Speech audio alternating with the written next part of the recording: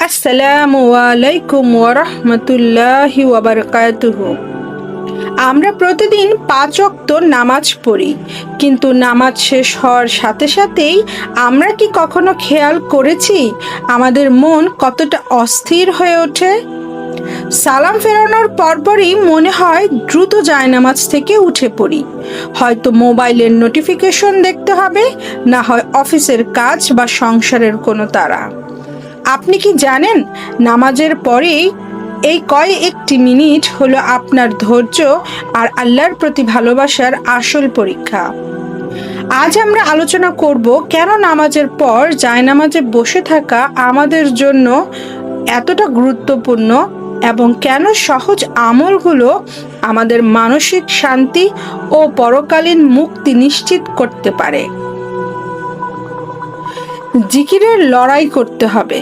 কেন আমরা উঠতে চাই এটা আমাদের খুঁজে বের করতে হবে। শয়তান সবসময় চায় আমাদের ইবাদতকে শুধু একটি অভ্যাস বা রুটিনে পরিণত করতে। নামাজ শেষ করার পরে যখন আপনি জিকির করতে বসেন, তখন দেখবেন মনের ভেতর হাজারটা দুশ্চিন্তা বা দুনিয়াবি চিন্তা চলে আসছে। এই সময়টা হলো আসল লড়াই।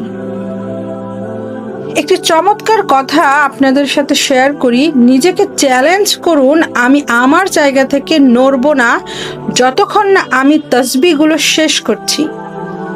আমার ভাই ও বোনেরা, এটা মনের ভিতরে নিজের সাথে নিজের লড়াই করে বলে দেখুন, আমি আমার জায়গা থেকে নড়ব না যতক্ষণ না আমি তাসবিহগুলো শেষ করছি। এই যে বসে থাকার জেদ, এটাই আপনাকে আল্লাহর কাছাকাছি নিয়ে যায়। যখন আমরা মন থেকে জিকির করি না, তখন যদি আমরা কেবল বসে থেকে সংখ্যাগুলো পূর্ণ করি, সেটাও কিন্তু একটা বড় শুরু। কারণ অভ্যাস থেকেই একসময় একাগ্রতা তৈরি হয়। রাসূল সাল্লাল্লাহু আলাইহি ওয়াসাল্লাম আমাদের শিখিয়েছেন নামাজের পর ৩৩ বার সুবহানাল্লাহ, ৩৩ বার আলহামদুলিল্লাহ এবং ৩৪ বার আল্লাহু আকবার পাঠ করতে। এর মাধ্যমে আমরা স্বীকার করি আল্লাহ সব ত্রুটি থেকে মুক্ত। সুবহানাল্লাহ বলা মানে আল্লাহ সব ত্রুটি থেকে মুক্ত। আলহামদুলিল্লাহ বললে আমাদের জীবনের ছোট বড় সব নিয়ামতের জন্য শুকরিয়া জানানো হয়। আল্লাহু আকবার বললে যখন আপনি বলছেন আল্লাহ সবচেয়ে বড়, তখন আপনার দুনিয়াবি সব সমস্যা আল্লাহর কুদরতের সামনে ছোট হয়ে যায়। এই জিকিরগুলো করার সময় তাড়াহুড়া না করে প্রতিটা শব্দের অর্থ অনুভব করার চেষ্টা করুন। এই শান্তি পৃথিবীর কোনো সম্পদ দিয়ে কখনো সম্ভব নয়। আপনি পৃথিবীর কোনো সম্পদ দিয়ে এই শান্তিটা খুঁজে পাবেন না, জিকিরে যে শান্তিটা পাবেন।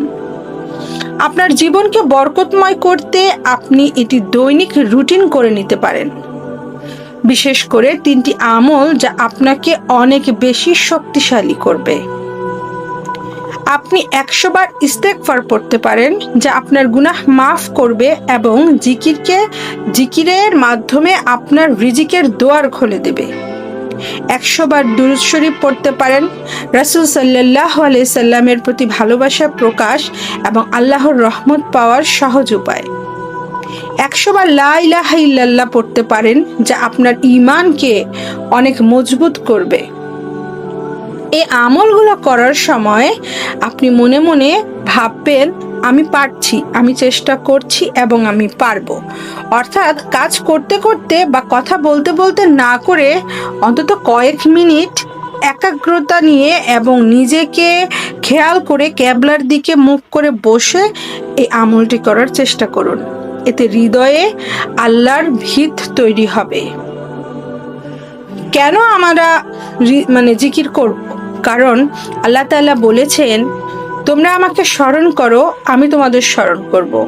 যখন আপনি নামাজের পর জায়নামাজে বসে থাকেন, তখন ফেরেশতারা আপনার জন্য দোয়া করতে থাকে, যতক্ষণ না আপনি অজু ভাঙছেন বা সেখান থেকে উঠছেন। আপনি যদি জিকিরে অলসতা অনুভব করেন, তবে তসবিহগুলো আপনি সহিহ হাদিসের বইগুলো থেকে জিকিরের ফজিলত সংক্রান্ত অধ্যায়গুলো পড়তে পারেন। পুরস্কারের কথায় মাথায় থাকলে যে কোনো কাজ করা সহজ হয়ে যায়। পরিশেষে এতটুকুই বলবো, আমাদের এই ব্যস্ত জীবনে মাত্র 5 থেকে 10 মিনিট নামাজের পর জায়নামাজে বসে থাকা খুব কঠিন কিছু নয়। এই সময়টুকু আপনার এবং আপনার রবের একান্ত সময়। তাই আজ থেকে নিজেকে চ্যালেঞ্জ করুন, নামাজের পর দ্রুত উঠে না গিয়ে অন্তত 5 মিনিট জিকির ও দোয়ায় সময় কাটান। আল্লাহ আমাদের সবাইকে আমল করার তৌফিক দান করুন। ভিডিওটি ভালো লাগলে শেয়ার করবেন এবং অন্যদের এই বরকতময় আমল সম্পর্কে জানাতে পারেন। আজ এই পর্যন্তই। আল্লাহ হাফেজ।